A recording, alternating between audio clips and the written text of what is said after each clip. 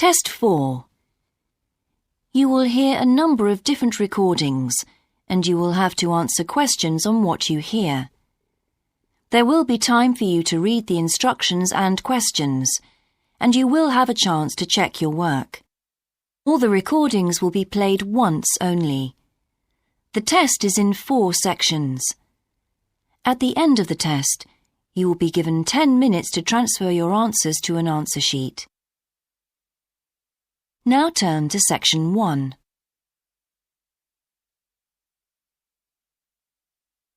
Section 1. You will hear a man telephoning to ask about a job in a hotel. First, you have some time to look at questions 1 to 4.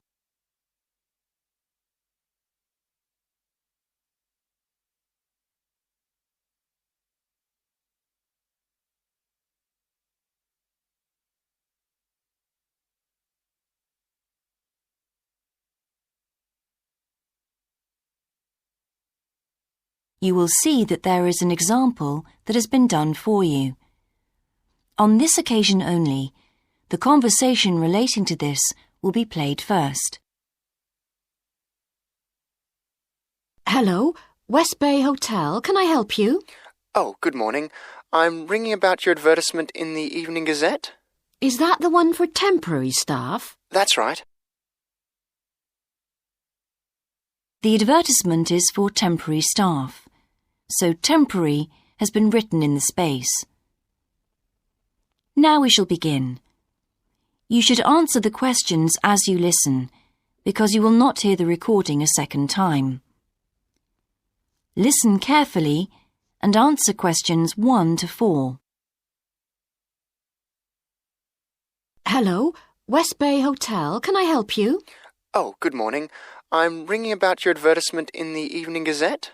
Is that the one for temporary staff? That's right. Yes, I'm afraid the person who's dealing with that isn't in today, but I can give you the main details if you like. Yes, please. Could you tell me what kind of staff you're looking for? We're looking for waiters at the moment. There was one post for a cook, but that's already been taken. Oh, right. What are the hours of work? There are 2 different shifts. There is a day shift from 7 to 2 and a late shift from 4 till 11. And can people choose which one they want to do? Not normally, because everyone would choose the day shift, I suppose. You alternate from one week to another. OK, I'm just writing all this down. What about time off? You get 1 day off, and I think you can negotiate which one you want. It's more or less up to you, but it has to be the same one every week. Do you know what the rates of pay are? Yes, I've got them here. You get £5.50 an hour, and that includes a break. Do I have to go home to eat, or...? You don't have to. You can get a meal in the hotel if you want to, and there's no charge for it, so you might as well. Oh, good. Yes, so let's see. I get £231 a week. You'd also get tips. Our guests tend to be quite generous. Before you hear the rest of the conversation, you have some time to look at questions 5 to 10.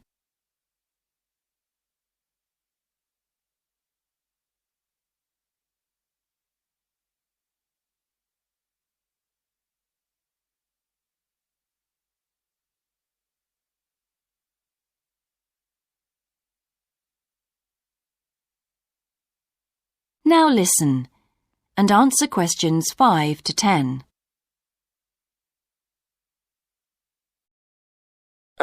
Is there a uniform? What about clothes? Yes, I forgot to mention that. You need to wear a white shirt, just a plain one, and dark trousers. You know, not green or anything like that. And we don't supply those. That's okay, I've got trousers. I just have to buy a couple of shirts. What about anything else? Do I need a waistcoat or anything? You have to wear a jacket, but the hotel lends you that. I see. One last thing. I don't know what the starting date is. Just a minute. I think it's sometime around the end of June. Yes, the 28th, in time for the summer. That's great. I'm available from the 10th. Oh, good. Well, if you can call again, you need to speak to the service manager. Her name's Jane Irwin, That's URWIN, and she'll probably arrange to meet you. OK, and when's the best time to ring? Could you call tomorrow? She usually starts checking the rooms at midday, so before then if you can, so she'll have more time to chat. I'll just give you her number because she's got a direct line. Thanks. It's 832-009. 823-009. No, 832. Oh, OK. Yes, I'll do that. And by the way, she will ask you for a reference, so you might like to be thinking about that. You know, just someone who knows you and can vouch for you. Yes, no problem. Well, thanks very much for your help. You're welcome. Bye. Bye. That is the end of section 1. You now have half a minute to check your answers.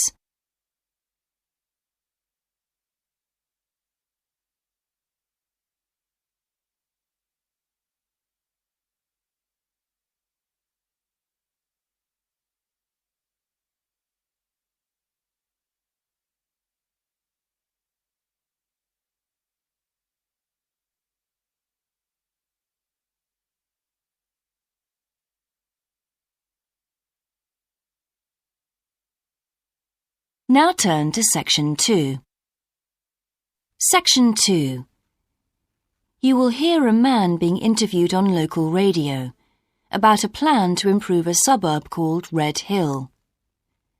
First, you have some time to look at questions 11 to 13.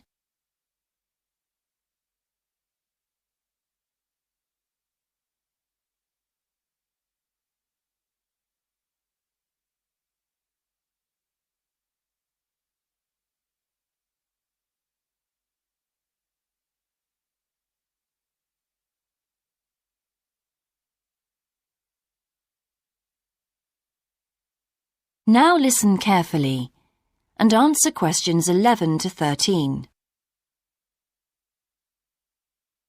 Good morning and welcome again to Your City Today. With me today is Graham Campbell, a councillor from the City Council. He'll be telling us about the plan to improve the fast-growing suburb of Red Hill. Good morning, Graham, and welcome to the show. Good morning, Carol. Now, Graham, I understand that there has been a lot of community consultation for the new plan. Yes, we've tried to address some of the concerns that local groups told us about. People we've heard from are mainly worried about traffic in the area and in particular the increasing speed of cars near schools. They feel that it's only a matter of time before there's an accident as a lot of children walk to the school. So we're trying to do something about that. Another area of concern is the overhead power lines. These are very old and a lot of people we spoke to asked if something could be done about them.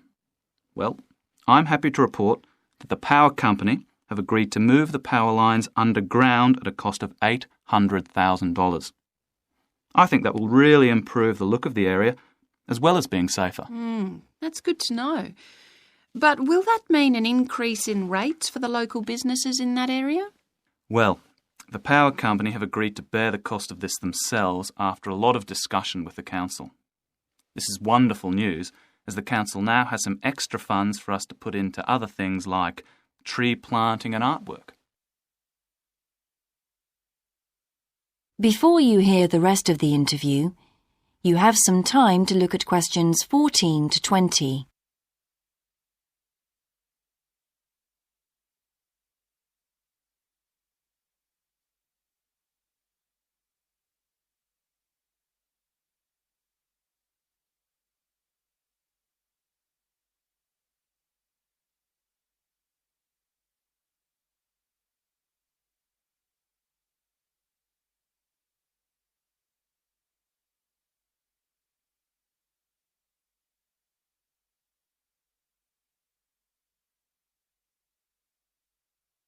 Now listen and answer questions 14 to 20. Now, we've also put together a map which we've sent out to all the residents in the area. And on the map we've marked the proposed changes. Firstly, we'll plant mature pine trees to provide shelter and shade just to the right of the supermarket in Days Road. In order to address the traffic problems, the pavements on the corner of Carberry and Thomas Street will be widened. This will help to reduce the speed of vehicles entering Thomas Street. We think it's very important to separate the local residential streets from the main road, so the roadway at the entrance to Thomas Street from Days Road will be painted red. This should mark it more clearly and act as a signal for traffic to slow down. One way of making sure that the pedestrians are safe is to increase signage at the intersections. A Keep Clear sign will be erected at the junction of Evelyn Street and Hill Street to enable traffic to exit at all times. Something we're planning to do to help control the flow of traffic in the area is to install traffic lights halfway down Hill Street where it crosses Days Road. Now, we haven't only thought about the cars and traffic, of course. There's also something for the children. We're going to get school children in the area to research a local story, the life of a local sports hero, perhaps. And an artist will incorporate that story into paintings on the wall of a building on the other side of Hill Street from the supermarket. And finally, we've agreed to build a new children's playground, which will be at the other end of Hill Street, close to the intersection with Carberry Street. Wonderful. Now, what's the next stage? Well, the final plan will... That is the end of section 2. You now have half a minute to check your answers.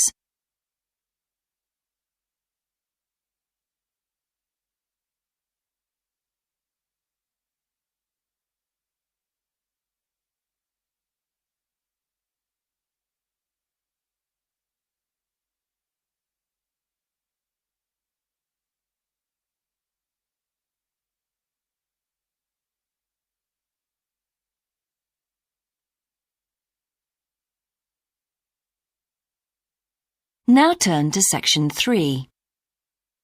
Section 3. You will hear 2 students called Dan and Jeannie discussing their studies at university.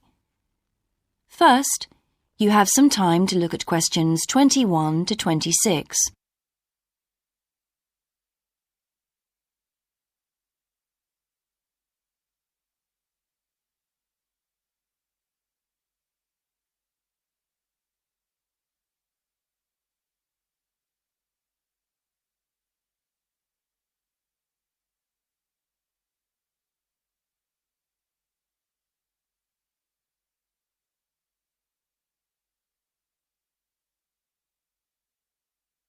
Now listen carefully and answer questions 21 to 26. Hi Jeannie, how's it going? Oh, hello Dan. Pretty well, thanks. Have you managed to get the money for the course yet? Yes, that's all sorted out now, thanks. It took long enough though. It was practically a year ago that I applied to my local council for a grant, and it took them 6 months to turn me down. That's really slow. And I thought I was eligible for government funding, but it seems I was mistaken. So then I asked the boss of the company I used to work for if they would sponsor me, and much to my surprise, he said they'd make a contribution. But what about college grants and scholarships? There must be some you could apply for. Yes, there are, but they're all so small that I decided to leave them until I was desperate. Uh-huh. And in fact, I didn't need to apply. My parents had been saying that as I already had a job, I ought to support myself through college. But in the end, they took pity on me, so now I've just about got enough. That's good. So now I can put a bit of effort into meeting people. Haven't had time so far. Any suggestions? What about joining some college clubs?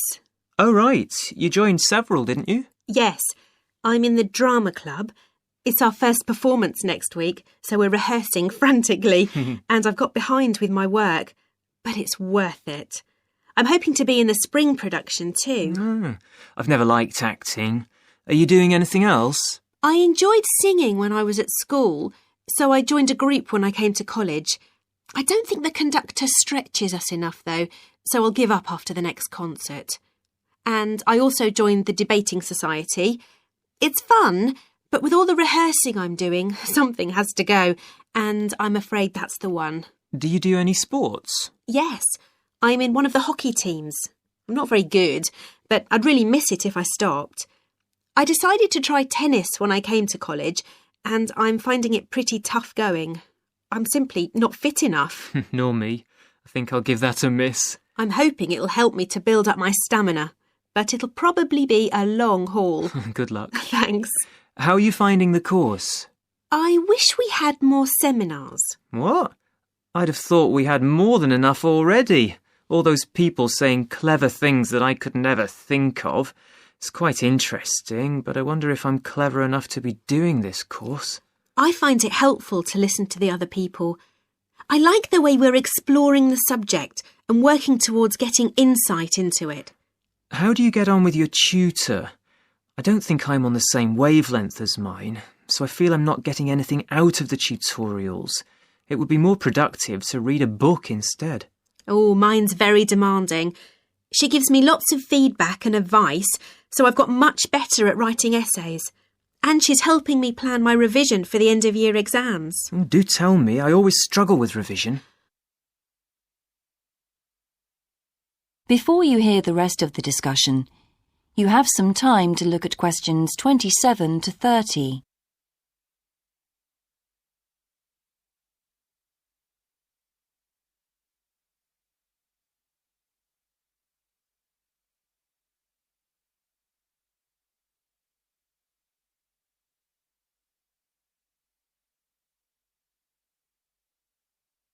Now listen and answer questions 27 to 30. Well, the first thing is to find out exactly what's required in the exams. Would it help to get hold of some past papers? Yes, they'll help to make it clear. Right, I'll do that. Then what? Then you can sort out your revision priorities based on what's most likely to come up. I put these on a card and read them through regularly. Uh-huh. But that isn't enough in itself. You also need a timetable to see how you can fit everything in the time available. Then keep it in front of you while you're studying. I've done that before, but it hasn't helped me. Maybe you need to do something different every day. So if you break down your revision into small tasks and allocate them to specific days, there's more incentive to tackle them. With big topics, you're more likely to put off starting. Good idea. And as I revise each topic, I write a single paragraph about it. Then later I can read it through quickly, and it helps fix things in my mind. Oh, that's brilliant. I also write answers to questions for the exam practice. It's hard to make myself do it, though. Well, I'll try. Thanks a lot, Jeannie. That's a great help. No problem. See you around. Bye. That is the end of section 3. You now have half a minute to check your answers.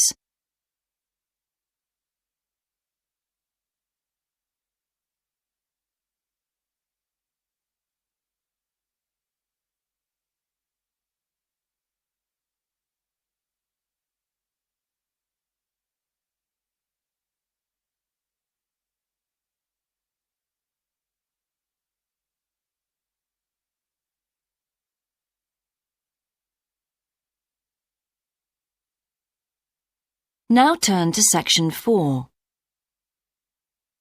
Section 4. You will hear a lecturer giving a talk about Australian rock art to a group of archaeology students. First, you have some time to look at questions 31 to 40.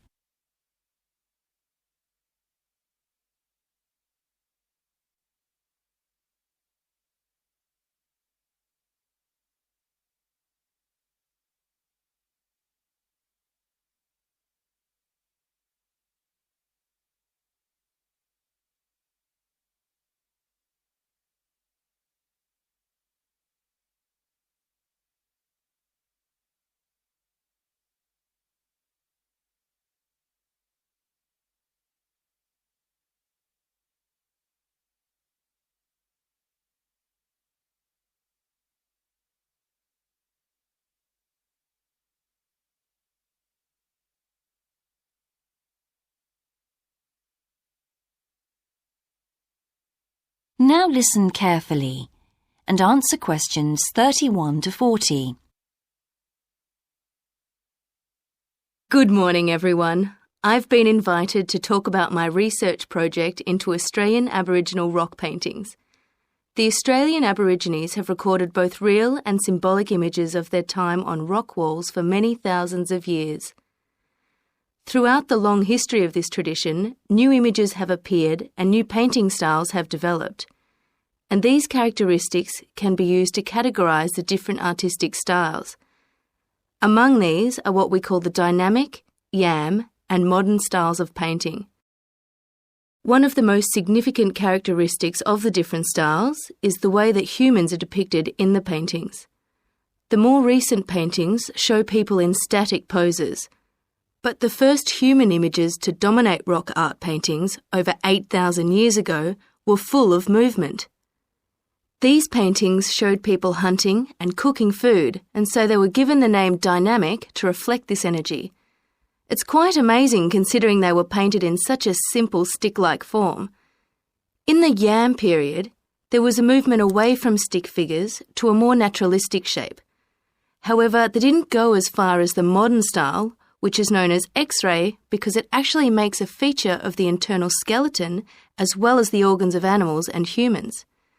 The yam style of painting got its name from the fact that it featured much curvier figures that actually resemble the vegetable called a yam, which is similar to a sweet potato.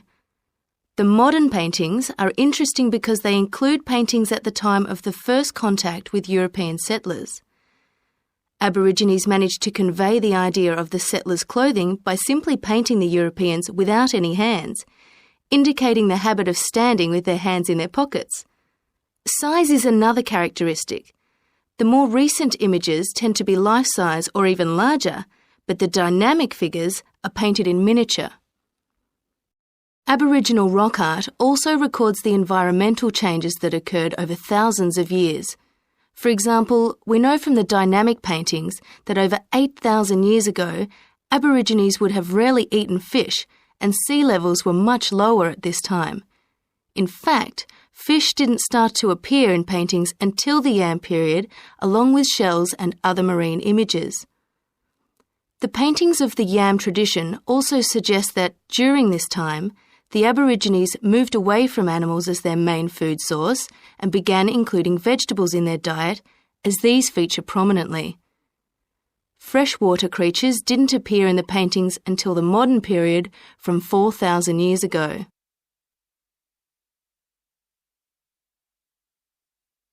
So these paintings have already taught us a lot. But one image that has always intrigued us is known as the Rainbow Serpent.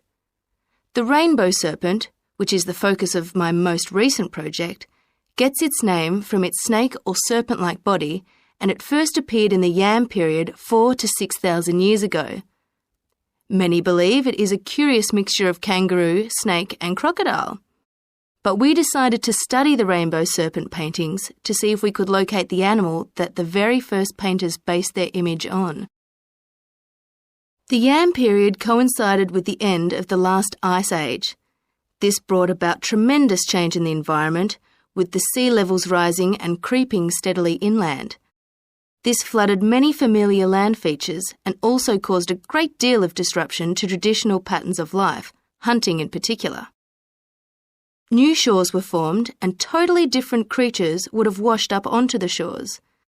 We studied 107 paintings of the Rainbow Serpent and found that the one creature that matches it most closely was the ribboned pipefish, which is a type of seahorse. This sea creature would have been a totally unfamiliar sight in the inland regions where the image is found, and it may have been the inspiration behind the early paintings. So, at the end of the Ice Age, there would have been enormous changes in animal and plant life. It's not surprising, then, that the Aborigines linked this abundance to the new creatures they witnessed. Even today, Aborigines see the rainbow serpent as a symbol of creation, which is understandable given the increase in vegetation and the new life forms that featured when the image first appeared. That is the end of section 4. You now have half a minute to check your answers.